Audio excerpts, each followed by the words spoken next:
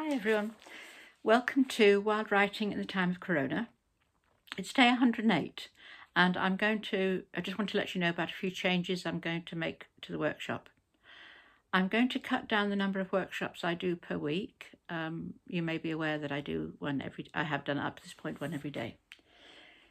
I'm also going to make sure I always do the Saturday when we do something different. But from now onwards, and for certainly quite a few sessions, I intend to focus on one particular aspect of writing poetry, one particular element for each workshop. So today's element is metaphor.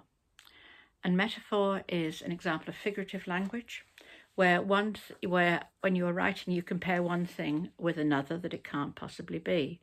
So, for example, if you wanted to talk about somebody being, shall we say, rather greedy, you might say they are a pig.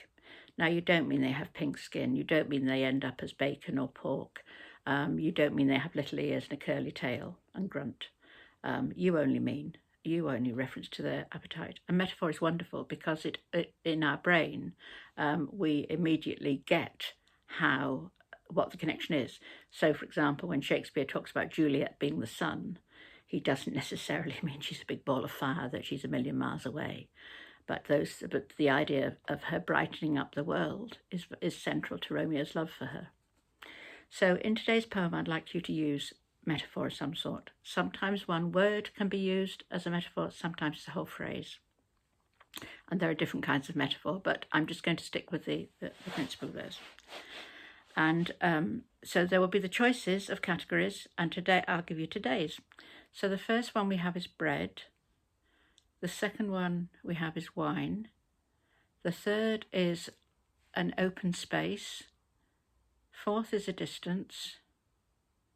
Fifth is a visitor. Sixth, lights.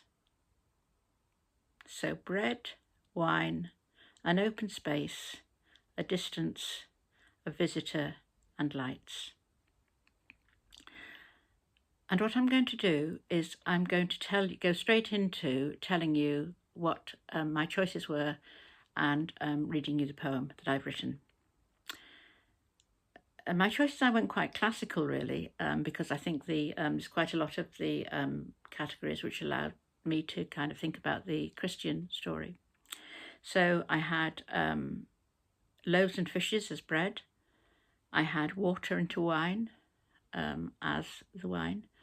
The open space was a hillside. The distance was a light year.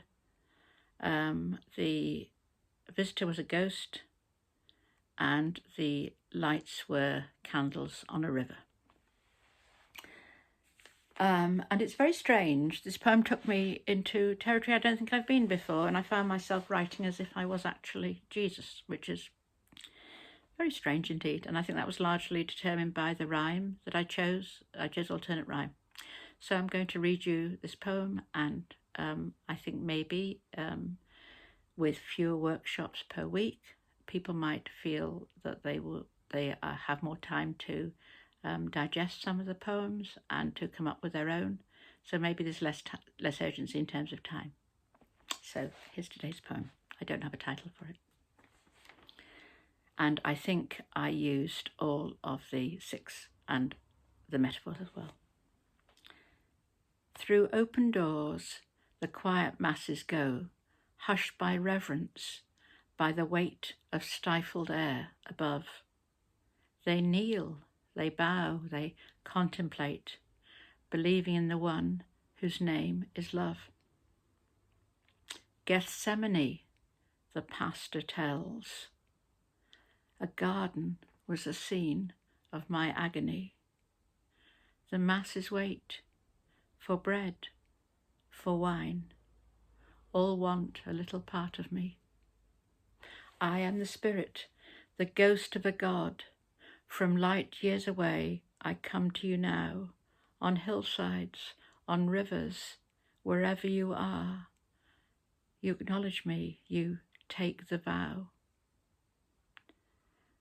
Through open doors, the quiet masses pass, murmuring approval, shaking hands with each other,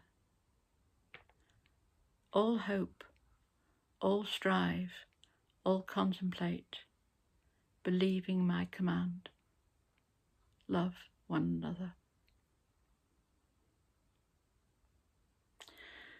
I don't know how I quite feel about that poem. I'm a bit surprised I've written it. Yes, it took me by surprise. And I just think one of the things that it showed me, as if I didn't know, was that poetry can take you into places that are wonderful and equally quite uncomfortable. So I hope you've enjoyed today's workshop. I hope that you will feel inspired to write your own poem with the metaphor, and that you feel comfortable using those, confident using those.